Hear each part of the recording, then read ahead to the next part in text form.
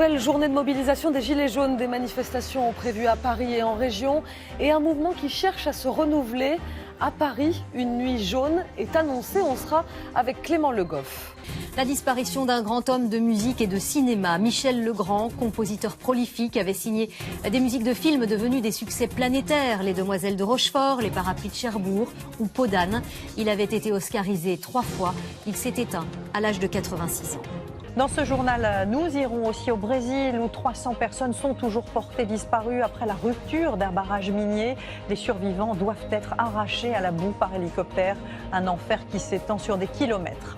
Enfin au cinéma, des petites bêtes qui ne parlent pas mais n'en sont pas moins expressives. Minuscule 2 revient après le succès du premier volet. Un film d'animation 100% français, plein de poésie et d'humour, à découvrir mercredi.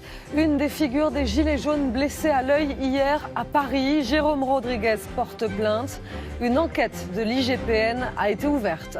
Plus de 10 000 foulards rouges ont manifesté aujourd'hui à Paris, moins que ne l'espéraient les organisateurs, déterminés à rester mobilisés pour dire stop aux violences et au blocage. Il est 20h, bonsoir à tous, voici les titres de l'actualité de ce dimanche. À la une ce soir, seront-ils les futurs gilets verts de la lutte contre le réchauffement climatique un peu partout dans le monde? Des dizaines de milliers de citoyens étaient dans les rues aujourd'hui. Ils entendent contraindre les États à enfin agir. Une évasion spectaculaire ce matin à Tarascon.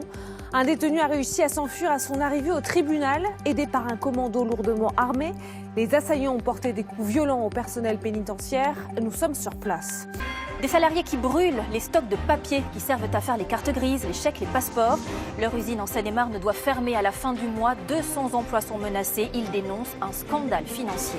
Révolution sur vos fiches de paye. Le prélèvement à la source est maintenant. 25 millions de salariés et de fonctionnaires sont concernés pour cette grande première. Que faut-il bien vérifier sur son bulletin de salaire et comment? Explication. Chantier de l'Atlantique cherche ingénieurs, techniciens, ouvriers par dizaines. Nous irons à Saint-Nazaire où des journées de recrutement sont organisées avec visite de bateaux de luxe pour achever de convaincre les candidats. À la une, la tempête Gabrielle arrive en France, de la neige en abondance et des vents violents, des rafales attendues jusqu'à 130 km/h. Elle commencera par balayer la côte atlantique dans l'après-midi avant de remonter jusqu'en Île-de-France. 41 départements ont été placés en vigilance orange. La France va-t-elle rapatrier une centaine de djihadistes? Le gouvernement y réfléchit. Le départ des soldats américains de Syrie rend la situation sur place dangereuse. Il s'agirait d'éviter la fuite et la dispersion des membres de Daesh. Plus de 22 millions d'euros, c'est la somme qu'a gagné en 9 ans un couple de retraités américains en loto. Ils ont exploité une faille statistique dans les loteries de 2 États différents. Leur histoire est à peine croyable. L'augmentation surprise des prix de plusieurs centaines de produits de grande consommation, c'est une conséquence de la loi alimentation qui entre en vigueur dans 2 jours. L'électricité, elle aussi, devrait bientôt augmenter de 6%. Hortense Gilat nous expliquera pourquoi. Le nord et l'est du pays ont passé la journée sous la neige. Si la tempête Gabrielle a été moins forte que prévu, elle a néanmoins déclenché son lot de glissades, embouteillages et coupures d'électricité. Ce soir, seul l'Aveyron est en alerte neige-verglas. Bonsoir et bienvenue à tous. Mercredi 30 janvier, voici les titres des débris probablement de l'avion d'Emiliano Sala retrouvé sur une plage du Cotentin. Cette découverte de morceaux de siège aéronautique relance l'enquête sur la disparition du footballeur. Dans un instant, vous entendrez le témoignage de la promeneuse qui a découvert ces débris. Une attaque de requins sur l'île de la Réunion à seulement 5 mètres du rivage. Un pêcheur à pied a eu la jambe arrachée. Il a succombé à ses blessures. Vous entendrez les témoignages de ses amis qui étaient avec lui. De retour dans la rue, ils sont appelés à manifester dans toute la France pour dénoncer les attaques du gouvernement contre leur pouvoir d'achat. En décembre, le président avait pourtant fait un geste avec l'arrêt de la hausse de la CSG pour les retraités qui touchent moins de 2 000 € par mois. Insuffisant pour beaucoup, vous les entendrez. La loi anti-casseurs enflamme l'Assemblée. L'interdiction de manifester sur décision du préfet a été adoptée hier soir.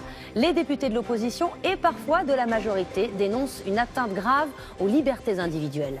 Bonsoir et bienvenue à tous. Jeudi 31 janvier, voici les titres. 7 ans de prison, c'est la peine à laquelle ont été condamnés 2 policiers de la BRI du 36 quai des Orfèvres. Ils ont été reconnus coupables de viol en Réunion dans la nuit du 22 au 23 avril 2014 sur une touriste canadienne. 93 médicaments à bannir de vos armoires à pharmacie, des produits très courants contre la toux ou les douleurs. Le magazine Prescrire vient de révéler sa nouvelle liste noire. 800 kilos de viande avariée venue de Pologne et livrée à des sociétés françaises. Un nouveau scandale qui pose la question de l'efficacité des contrôles. La quasi-totalité des lots incriminés ont ce soir été retrouvés, mais une infime partie a été achetée par des consommateurs. Écoles fermées, vol annulé, circulation impossible. Le nord des États-Unis est littéralement paralysé par la vague de froid extrême.